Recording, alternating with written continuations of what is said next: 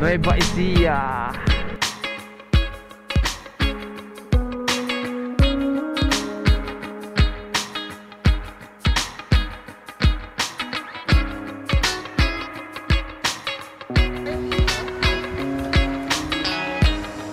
Pang chill ride lang talaga si Pasio. Pa rin.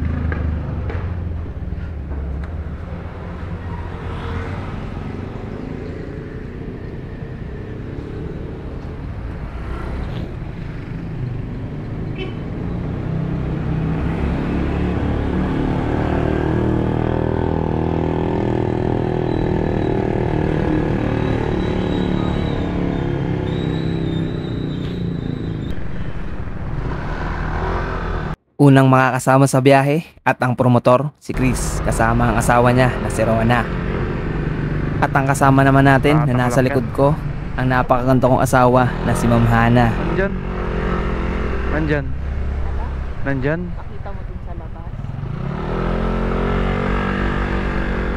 Ay, yung record na nandun sa ano? Ha? Sa likod sa may labas ng pinto natin? Oo. Hindi.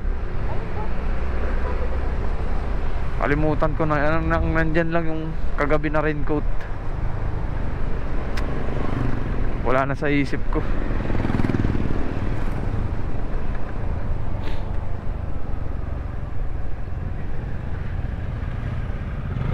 Bukas yung box mo, Negs? Bukas? Box? Bukas? Yung box mo bukas? Iglesia ni Cristo. Magtapunan yung laman yan.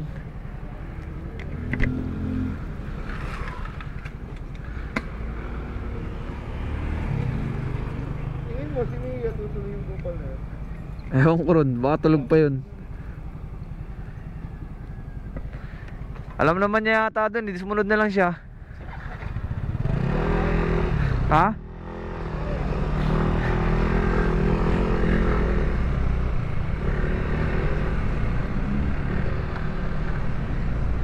So nandito tayo ngayon sa Bagong Silang.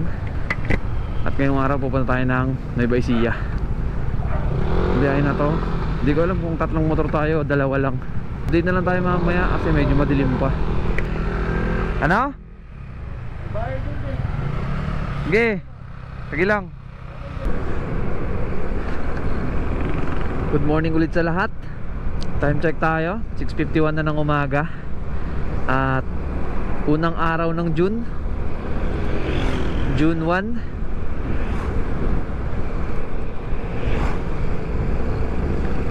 Nandito na tayo sa may parte ng Bulacan. Hindi ko lang alam kung saan parte na to ng Bulacan. At kakatapos lang din natin na kumain para kahit pa paano mainitan yung tiyan. Kaya ko rin kumain ng marami kasi baka antokin ako.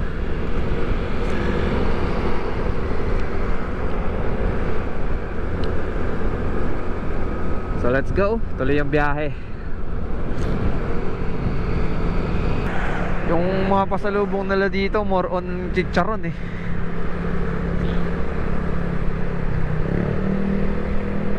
Nueva Ecija. 6:25 na nang marating natin ang arko ng Nueva Ecija. At ito rin ang pangalawang meeting place kung saan kikitain natin ang isa pa nating mga kasama sa biyahe. Ginagawa mo?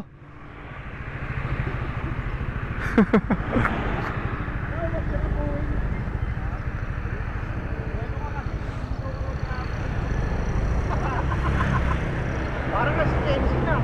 Ginagawa mo, sabi mo 10 kilometer ka pa. Barbero ka talaga eh.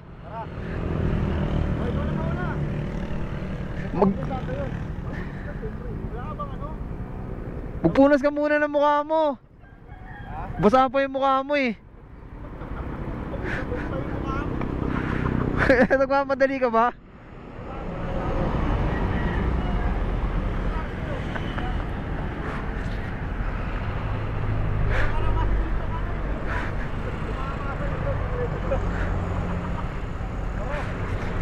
Saan ba galing? Kala ko papunta ka dito. Ba't pa ganito ka?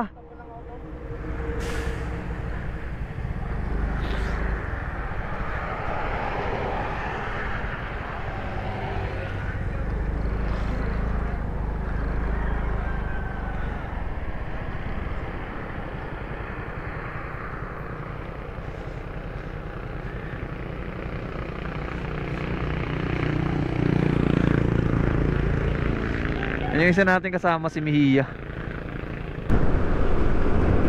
Naiwan na tayo. Pang chill ride lang talaga si Pasio. Kompleto na yung tropa. 3 motor, 2 NMAX, 1 Yamaha Pasio.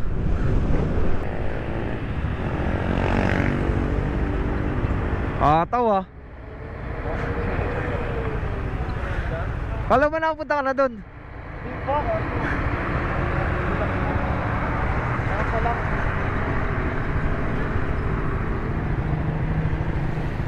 Malayo pa ba yan? Isang oras pa. Isang oras po. Malayo.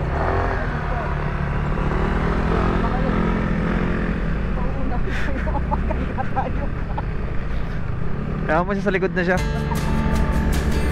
Malasakit Bypass Road.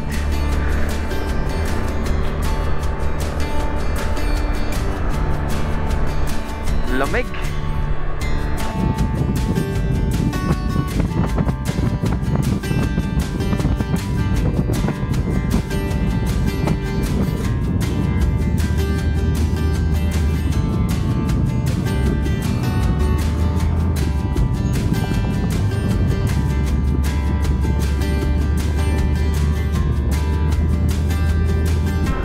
Ang usapan bago mag-alas 6 dapat nandun na sa Minalungaw.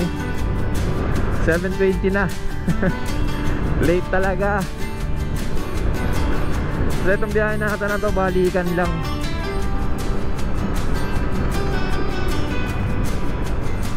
Lahat pala kami first time na makapunta ng Minalungaw. Akala ko itong dalawa na to nakasama natin, nanggaling na sila doon, hindi pa pala.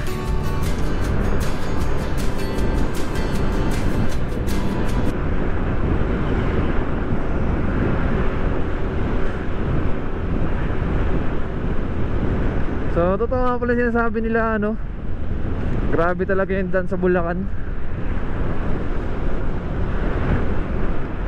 Sa may bandang San Rafael, grabe yung mga bitak-bitak ng kalsada eh.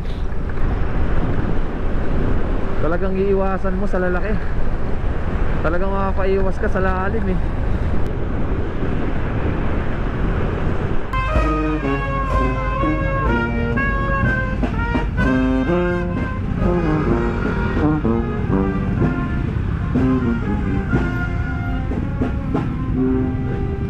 Ang ganda oh. Pinapot niya.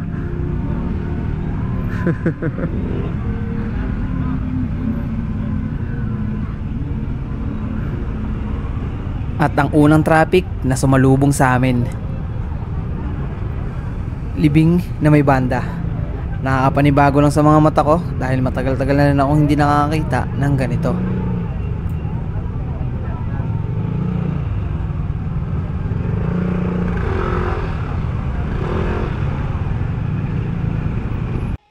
At bago nga tayo magpatuloy sa biyahe, ay namili na muna kami ng mga kakainin natin.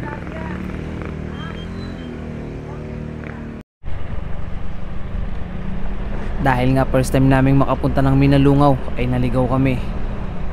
Pero buti na lang may isang lokal na humarang sa amin at hindi pa kami gaanong nakakalayo, na maling daan daw ang tinatahak namin.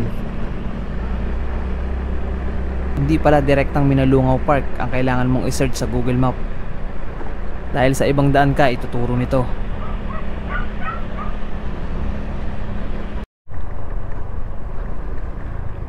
Daming baka.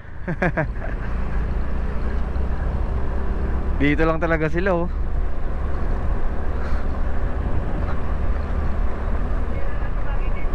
Mga tawid ng kalsada, marunong din.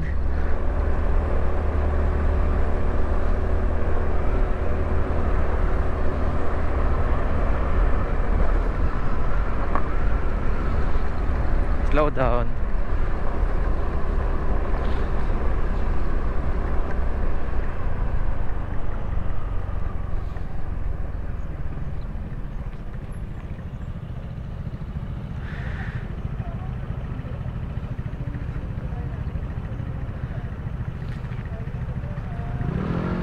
₱50 ang una naming binayaran para sa environmental fee. 250 pesos ang kailangan naming bayaran para sa 5 tao.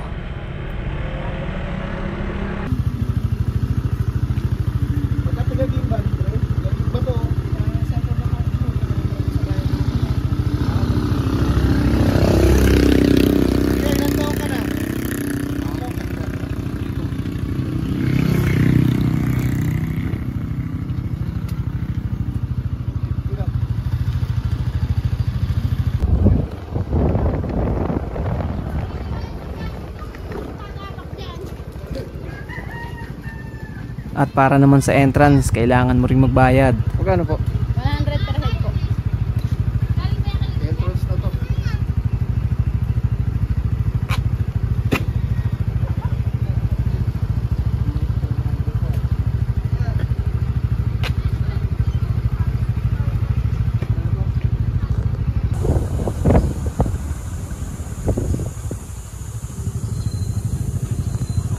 Video mo?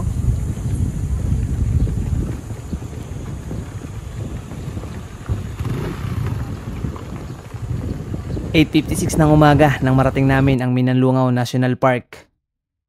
At halos wala pa ring tao. Marami pang bakanting kubo at balsa ang naabutan namin. Dito na lang, para lapit. Bungad lang. Oh, yung mga importante, alagay na yun sa mga box. Para malapit lang sa motor. Yan na. Ano ba yung video? Balikan lang kami sa biyahe na to, kaya mas pinili naming i-enjoy ang ganda ng Minalungaw National Park at kumuha kami ng balsa sa halagang 1,200.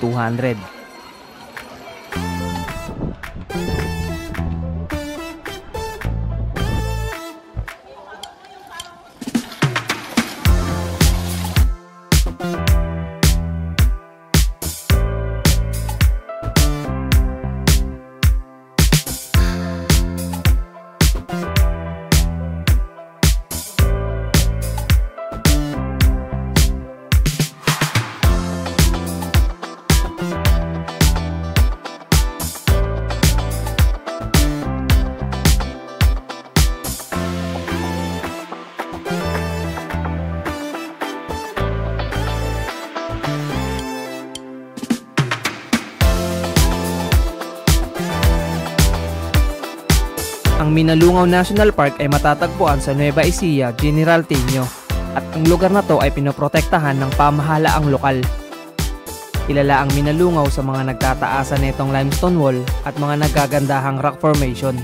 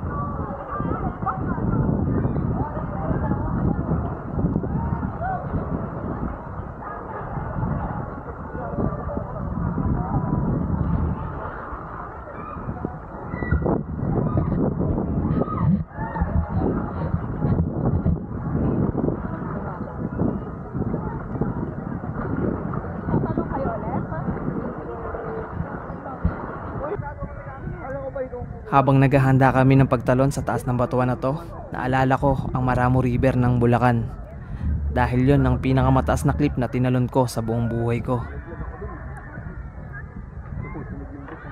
At ang unang tatalon si Chris. Hindi na kailangan pilitin pa dahil alam ko na malakas ang loob ng isang to.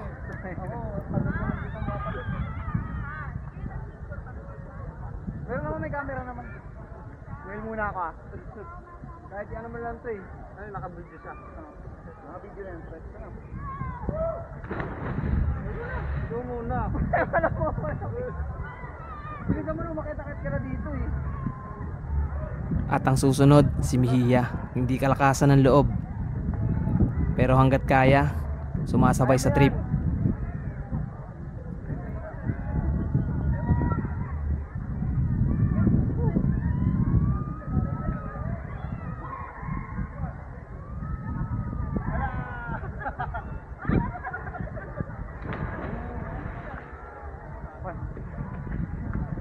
yung kamay mo ha. Ano ako sa camera eh. At ang huli, syempre ako. Hindi mo na kailangan tanungin kung gusto ko. Kasi talagang G na G ako. Kung madali nga lang sanang umakit sa bato na to, baka nagpabalik-balik ako. Kaso nakakapagod.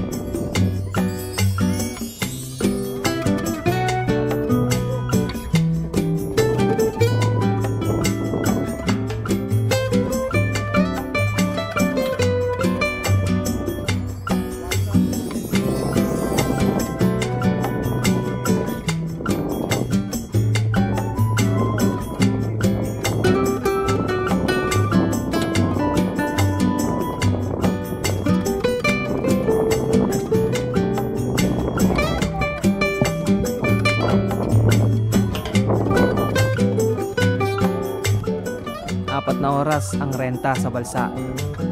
Para sa akin, sulit na dahil marami na kaming napag-usapan at napagkwentuhan. Sa lahat ng biyahe ko gamit ang pagmotor, ito pa lang ang pangalawang beses na nakasakay ako ng balsa. Bagong kwento at alaala na naman ang dadalhin ko sa pag-uwi ko.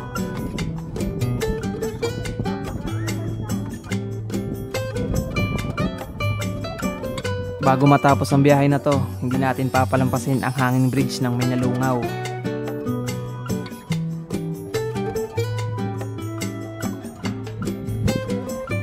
Kung takot ka sa matataas na lugar, huwag mo nang subukan. Dahil sa bawat takbang na gagawin mo, ramdam na ramdam mo ang pagguga ng tulay na to.